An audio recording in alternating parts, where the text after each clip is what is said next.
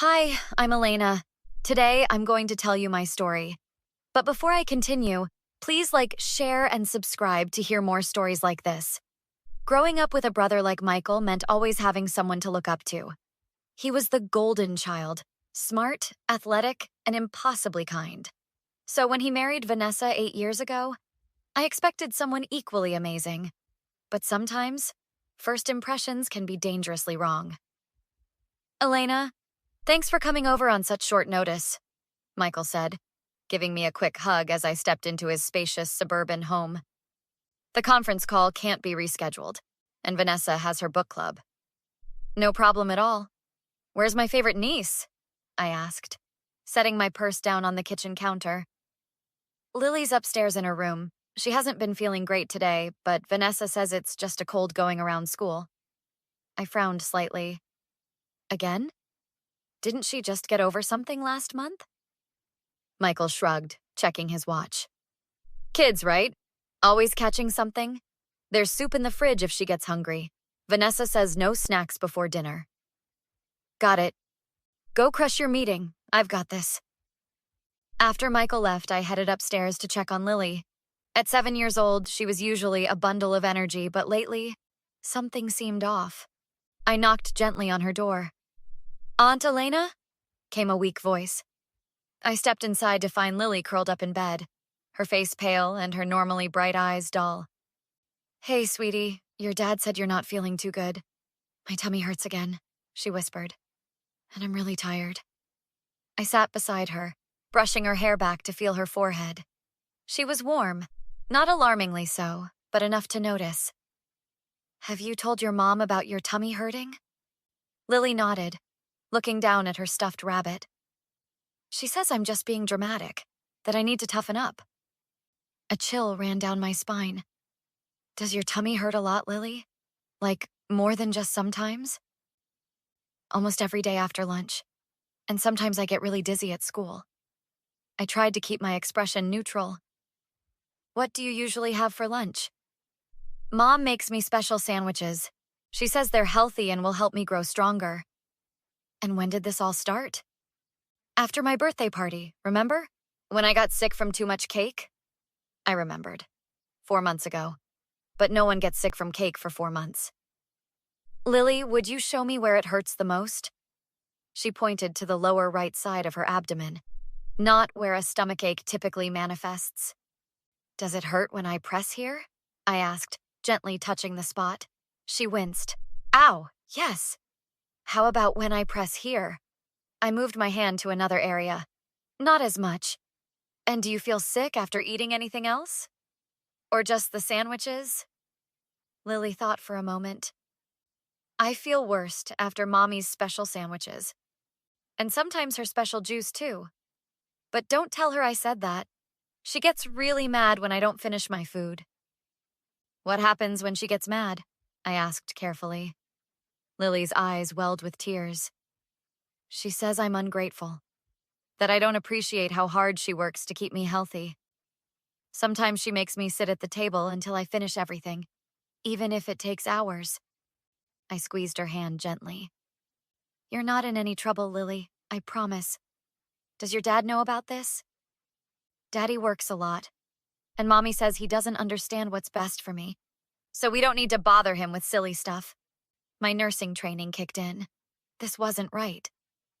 Lily, can I look in your backpack? I want to check something. She nodded, and I retrieved her pink backpack from beside her desk. Inside, I found her lunchbox and opened it. The sandwich inside looked normal enough, but there was an odd smell. I wrapped it in a tissue and tucked it into my pocket. Aunt Elena, am I in trouble? Lily asked, her voice small. Absolutely not, sweetie. I just want to make sure you feel better. I sat beside her again. Has your mom taken you to see Dr. Parker about this? No. She said I just want attention and that doctors are expensive. Michael and Vanessa had premium health insurance. Cost wasn't the issue. Tell you what, I said, making a decision. Let's watch a movie downstairs. I'll make some plain toast for your tummy. While Lily settled in front of the TV, I called my friend Sophia, who worked as a lab technician. Hey, Soph, I need a favor, no questions asked. Can you test a food sample for me? Off the books? Elena, that's not exactly... It's about Lily. I'm worried Vanessa might be... I don't know. Something's not right. A pause. Bring it in, I'll stay late. Thanks, Soph. I really hope I'm wrong about this. What exactly are you suspecting? I lowered my voice, moving further from the living room. Possibly some form of poisoning. Lily's been chronically ill, but only at home. Mainly after eating food Vanessa prepares specially for her.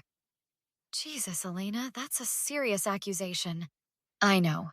That's why I need to be sure before I say anything. After dropping off the sandwich at the hospital where Sophia worked, I returned to find Lily had fallen asleep on the couch. My phone rang. It was Vanessa. Is Lily behaving? She asked without greeting. She's asleep. She's not feeling well, Vanessa. I think she should see a doctor.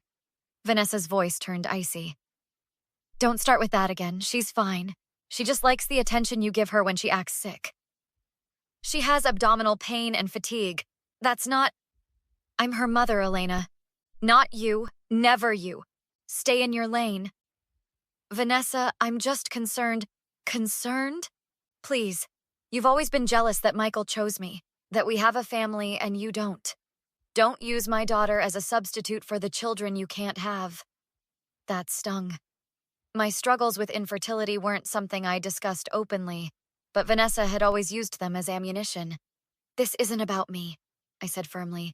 It's about Lily's health. Don't test me, Elena. I decide what's best for my daughter. Not you. The call ended abruptly. I looked at Lily's sleeping form and made another decision. The next day, while Michael was at work and Vanessa was at her yoga class, which I'd long suspected was actually meeting her personal trainer for more than exercise, I picked Lily up from school. Aunt Elena? What are you doing here? Lily asked, confused but happy to see me. We're going on a little adventure, sweetie. Your mom knows. The lie felt justified. Where are we going? To see a friend of mine who's a doctor, just to check on that tummy of yours. But Mommy says doctors give needles and they hurt. Sometimes doctors need to use needles, but only to help you feel better. And Dr. Martinez is super gentle, I promise. Lily considered this. Will you hold my hand if I need a needle? The whole time, I promised. Dr. Martinez was an old college friend who now specialized in pediatrics. He agreed to see Lily as a favor to me. So, Lily, he said warmly, your aunt tells me your tummy's been bothering you. Can you tell me more about that? As Lily described her symptoms, Dr. Martinez's expression grew increasingly concerned. He performed a gentle examination, then stepped outside with me. Elena, how long has this been going on? 4 months, apparently. Her mother hasn't brought her in. His face hardened. I want to run some tests. Blood work, specifically. Do you have a suspicion? Several, none of them good. Her symptoms are consistent with slow poisoning, among other possibilities.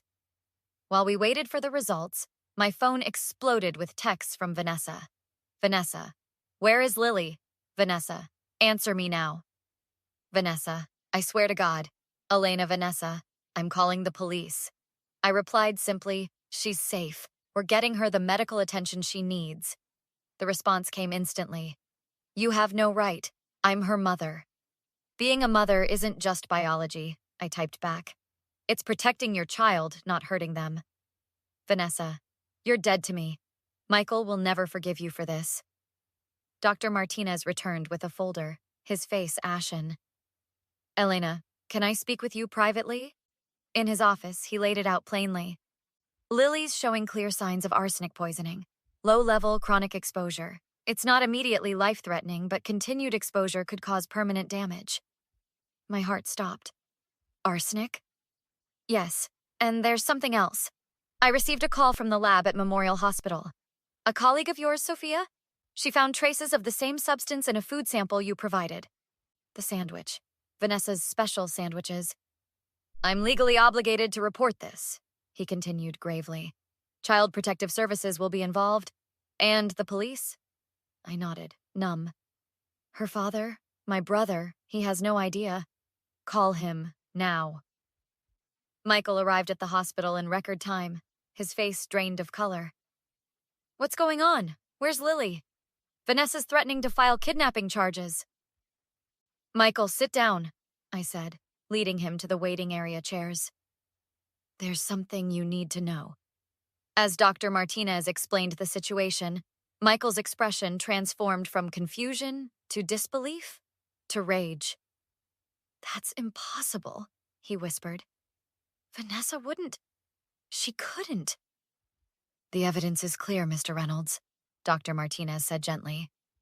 Your daughter has been systematically poisoned over several months. The levels suggest intentional exposure, not environmental contamination. How could I have missed this? Michael's voice broke. All those times Lily was sick, I just believed Vanessa. Because she's your wife, I said softly. Because you trusted her. Where is she? Michael demanded. Where's Vanessa? As if summoned, Vanessa burst through the hospital doors, followed closely by a security guard. There she is! Vanessa screamed, pointing at me. That's the woman who took my daughter. Ma'am, please lower your voice, the guard said firmly. Michael stood, his voice eerily calm. Vanessa, what have you done to our daughter? Vanessa's eyes darted between us. What are you talking about? She kidnapped Lily. I want her arrested. Mrs. Reynolds, Dr. Martinez interjected. I'm Dr. Martinez. I've been treating your daughter for arsenic poisoning.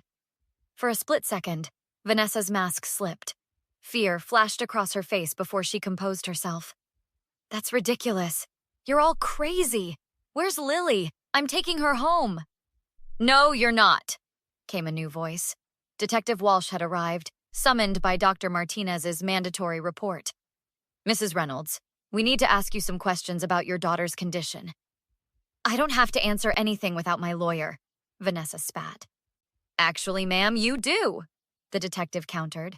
We have a warrant to search your home and seize any food items you've prepared for your daughter. Vanessa's face went white. This is absurd. Elena has always been jealous of me. She's making this up. The blood tests don't lie, Dr. Martinez said firmly. Neither does the lab analysis of her lunch. You went through her things? Vanessa turned to me, seething. You had no right! I had every right, I shot back. Someone had to protect her since her own mother was poisoning her. Michael stepped forward, his voice breaking.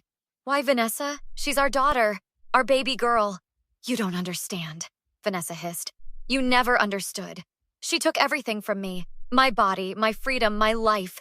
You were always Lily this, Lily that. What about me, Michael? What about what I needed? The room fell silent. Vanessa's admission hung in the air like poison. Mrs. Reynolds, you're under arrest for the attempted murder of Lily Reynolds, Detective Walsh said, producing handcuffs. This isn't over, Vanessa snarled at me as she was being cuffed. You think you've won? You've ruined my life, so I'll ruin yours. Michael will see through you eventually. Save it for your lawyer, Detective Walsh said, leading her away. As Vanessa was led away, still screaming accusations at me, Michael collapsed into a chair. How did I not see it? He whispered. All those times Lily was sick. Vanessa always had an explanation. It's not your fault, I said, sitting beside him. Munchausen by proxy is incredibly difficult to detect, especially when it's someone you trust completely. What happens now? Lily needs treatment to flush the arsenic from her system, and you both need therapy. But she'll recover, Michael. Kids are resilient. The trial was brief but intense. The evidence was overwhelming. Not just the arsenic in Lily's system and lunch, but Vanessa's browser history revealed searches for untraceable poisons, symptoms of arsenic poisoning, and how to make someone sick without getting caught. The prosecutor, Sarah Chen, was merciless. Mrs. Reynolds, can you explain why you searched for these terms? Research, Vanessa replied coldly. I'm a true crime enthusiast. And the arsenic found in your kitchen cabinet? Also for research? I use it for gardening, to kill weeds. Yet you kept it next to the peanut butter, which was found in your daughter's special sandwiches? Vanessa had no answer. When it was Michael's turn to testify, he looked directly at his wife. I loved you, he said simply.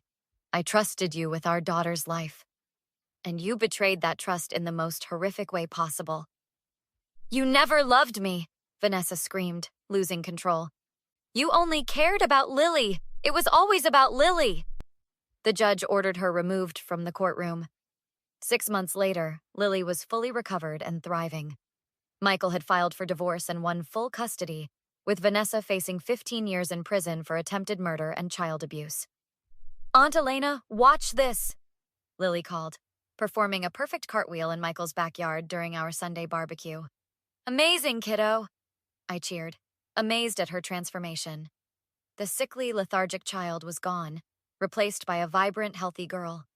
Michael handed me a lemonade, his expression serious. I got a letter from Vanessa's lawyer yesterday. She wants to apologize to Lily, says she's gotten help in prison, realized what she did was wrong. What did you say? Absolutely not. Some things can't be forgiven, Elena. She tried to kill our daughter, slowly, painfully, over months, while I was blind to it. He took a deep breath. The court psychiatrist says she has narcissistic personality disorder along with Munchausen by proxy. The attention she got from having a chronically ill child fed something broken inside her. Have you told Lily anything? Age-appropriate truth, that her mother is sick in a way doctors can't fix, and that she hurt Lily because of that sickness, that it wasn't Lily's fault. How's she handling it? Better than expected. Her therapist says children are remarkably adaptable. The consistent love and stability we're providing now is healing her emotional wounds along with the physical ones. We watched as Lily played with her cousin Tom, who had come with my parents for the day. Our family had rallied around Michael and Lily, filling the void Vanessa had left with love instead of poison. You saved her life, you know, Michael said quietly. If you hadn't trusted your instincts, if you hadn't gone behind Vanessa's back. That's what family does, I replied simply. We protect each other. I just keep thinking about all the signs I missed, Michael confessed. The way Vanessa would insist on preparing Lily's food herself. How she'd get angry if anyone else tried to feed her. How she always seemed almost excited when Lily got sick, like she was enjoying the drama. That's the nature of Munchausen by proxy, I explained. The perpetrator craves the attention and sympathy that comes with having a sick child. They become the heroic, devoted parent in everyone's eyes. Except yours. You saw through it. I had the advantage of medical training and distance. When you're in it every day, the pattern is harder to see. Last week, I received a letter from Vanessa, smuggled out through another inmate. It was full of vitriol and threats, promises that she'd get out someday, that she'd make me pay for stealing her family. I burned it without showing Michael. Some toxins are best neutralized with fire. As the sun set on another healing day, I watched Lily laugh, really laugh, for the first time in ages. Sometimes the most toxic people wear the most convincing masks, and sometimes saving someone means being willing to be the bad guy in someone else's story. I'd do it again in a heartbeat. So here's my question for you. If you suspected someone was hurting a child in your family, would you risk everything, relationships, reputation, maybe even legal trouble, to protect that child? Or would you mind your own business and hope someone else would step up?